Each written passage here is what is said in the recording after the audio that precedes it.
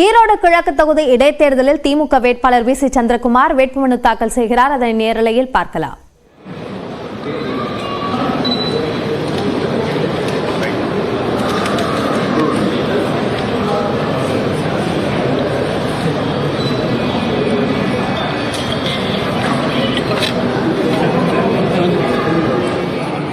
ஈரோடு கிழக்கு தொகுதி இடைத்தேர்தல் அறிவிக்கப்பட்டு அதற்கு பிறகாக திமுக தரப்பில் அதன் கட்சியினுடைய வேட்பாளரை களமிறங்குவார் என்று அறிவிக்கப்பட்டது.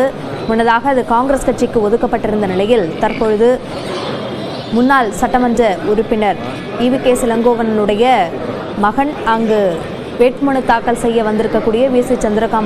சந்திரகுமாரோடு இருக்கக்கூடிய அந்த காட்சிகளையும் நாம் பார்த்து வருகிறோம். கூட்டணி கட்சியிடமிருந்து தற்போது நேரடியாக திமுகவே களமிறங்கும் என்று முடிவு செய்த பிறகு முன்னாள் எம்எல்ஏவான வி.சி. சந்திரகுமாருக்கு அங்கு வாய்ப்பு வழங்கப்பட்டிருக்கிறது.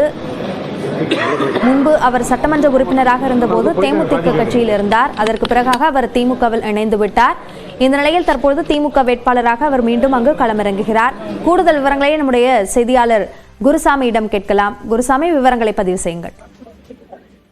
வினயா, ஈரோடு கிழக்கு சட்டமன்ற தொகுதி திமுக வேட்பாளராக சந்திரகுமார் அறிவிக்கப்பட்டுள்ள நிலையில் அவர் கடந்த 3 தினங்களுக்கு முன்னதாகவே பிரச்சாரத்தை துவக்கிவிட்டார். இந்த சூழலில் இன்றைய தினம் வேட்புமனு தாக்கல் செய்ய இறுதி நாள் என்பதன் காரணமாக தற்பொழுது கட்சி நிர்வாகிகளும் தற்பொழுது மனு தாக்கல் செய்வதற்காக ஈரோடு மாநகராட்சி அலுவலகத்திற்கு வந்துள்ளார். அவருடன் கட்சி நிர்வாகிகளும் வந்திருக்கிறார்கள்.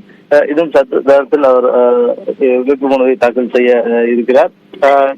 ஈரோடு கிழக்கு சட்டமன்ற தொகுதியை பொறுத்தவரை நாம் தமிழர் கட்சியும் திமுகவும் நேருக்கு நேராக மோதுகின்றன. இதை தவிர்த்து 10க்கும் மேற்பட்ட சுயேட்சைகள் வேட்புமனுக்களை தாக்கல் செய்திருக்கிறார்கள். இன்றைய தினமும் ஏராளமான சுயேட்சைகள் வேட்புமனுக்களை தாக்கல் செய்வதற்காக வந்திருக்கிறார்கள். மாலை 3 மணி வரை வேட்புமனு தாக்கல் செய்ய இருக்கப்பட நிலையில் காலையிலேயே நாம் தமிழர் கட்சியினுடைய வேட்பாளர் சீதாலட்சுமி வேட்புமனுவை தாக்கல் செய்திருக்கிறார். இந்நிலையில் தற்பொழுது திமுகவின் வேட்பாளர் சந்திரகுமார் தற்போது வேட்புமனுவை தாக்கல் செய்வதற்காக வந்திருக்கிறார். ஈரோடு கிழக்கு சட்டமன்ற தொகுதியை பொறுத்தவரை அந்த தொகுதி மக்களுக்கு நன்கு பரிச்சயமான நபராக இருக்கக்கூடிய சந்திரகுமார் தற்போது வேட்புமனுவை தாக்கல் செய்ய இருக்கிறார்.